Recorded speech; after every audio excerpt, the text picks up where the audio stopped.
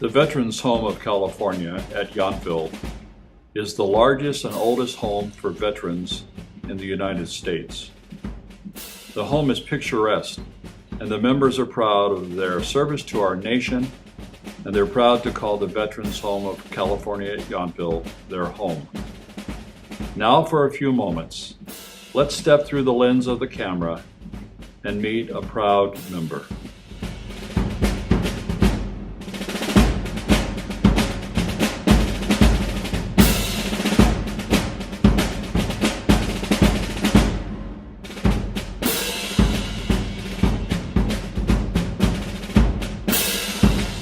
I'm Barbra Bregoff, and I was born in El Segundo in Southern California, November 25th, 1918, which is the year that, and the month that World War I ended, exactly.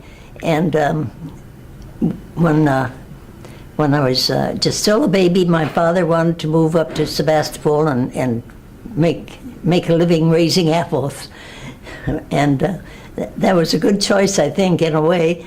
It was a healthy life on the ranch. We ate a lot of apples, and I played with my four brothers. I had four of them, one older, and then another one closely behind me. And when I heard from my brother in Africa, and looked around, there were no boys. Everybody was off in the war, so I decided I should join something. So I took all the tests, and the hardest to get in was the Marines, so that's what I joined. And piled on that train, went all the way cross country with a whole train full of girls to Hunter College, New York. It was my first trip across the U.S., and it was very interesting. And that was in 1943. Actually, I joined the Marines in April 1st, 1943. Well, I graduated from instrument flight school, and they sent us all back to Cherry Point. And I got another stripe then. I was no longer a private, I was a PSC. And I worked in Cherry Point for maybe a month or so. And from there, they sent 70 of us out into the boonies in North Carolina, way out, where they trained fighter pilots. And luckily, they sent me to Santa Barbara, where I was put in the office with Joe Foss, the most famous Marine pilot, and Boynton's Black Sheep. These were all men who had been overseas and were tired pilots, and they sent him back to Santa Barbara. That was their place to rest up, I guess. The war wasn't quite over when they were sent back there. I got out December of 45 when the war ended for the Pacific area, and went back to San Francisco and worked again in Minnesota mining, back to my old job, and it was kind of boring after the Marines. And I worked there and met my husband there, and he was working, and I married him, and we had 3 boys. He was mad, he wanted a girl. He should have been happy with 3 boys, but he wasn't a very good father with them. He wasn't a very good husband. The first one was Robert Bregoff, and he was a husky 9-pounder, and a real bright child in school everywhere. He was very bright.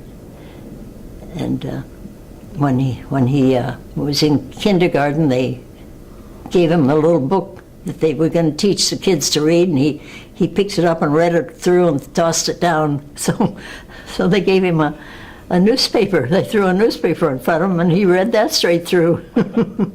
So he was very bright. And then the second one was Brent. Well, he was the wild one. Of course, the middle child is always a wild one. And he gave me a lot of gray hairs, I think. I should say my hair turned blonde instead of gray, thank God. And then the third one, which I didn't expect, he was the youngest, and he still lives in Whittier, Bradley. And they're good boys, all of them, but they grew up without a father pretty much, because he was always off somewhere. I moved in July July 2nd, 09.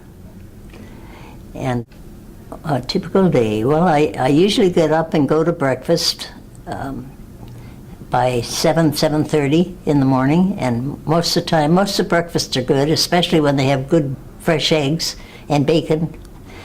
But I don't like when they push a lot of sugar on you. These diabetics shouldn't have, I don't know what they eat for breakfast. I wouldn't recommend their French toast or that gravy SOS stuff that we used to have in the service. And anyway, and I usually go to lunch. I have a chart with what we're going to get. I check them ahead of time. If I don't like what they serve, I ask for fish instead. And I like that. Usually it's good and fresh. If they have salmon, I like it, or any of the others. I walk all over this place. They offered me a scooter, and I said, no, I want to keep walking. So I don't want my legs to become, so I have to ride the scooter the rest of my life. I said, when I get ready, I'll have a wheelchair. But if I'm lucky, I'll live to 100 without a wheelchair. I have a doctor appointment next week, actually. I'll have to tell her I'm taking some immune medications now so I don't get a cold like everybody else here. Tell them is you're living in a beautiful California park. It's the most beautiful place in the world. You don't have to do any gardening. They feed you. They take care of everything you need. They give me a new pair of glasses every year.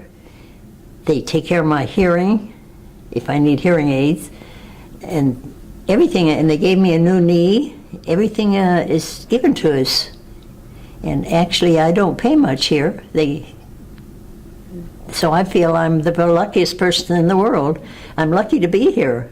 In fact, most of the people here say they're lucky to be here. They bitch a lot about one thing or another, or the food. And so what? It's the way of life. But we have all these people from back east, the New Yorkers, and they all say, well, we're lucky to be here. Or from Florida they come, and they're all so glad they're here. And right now Minnesota's below zero. They're glad they're here, believe me. That's true. Well, Barbara, this concludes the narrative for this morning. The military is certainly proud of your service as a Marine during the war, World War II. You've been a member of the home since 2009, and you are a added benefit of this home, having you here. And I want to personally thank you for your time spending it with me during this narrative. And I do want to thank you again. Mm-hmm. I've enjoyed it. The home is proud to serve our military family, and our members are proud to have served our nation. May God bless the Veterans Home. May God bless our veterans, and may God bless the United States of America.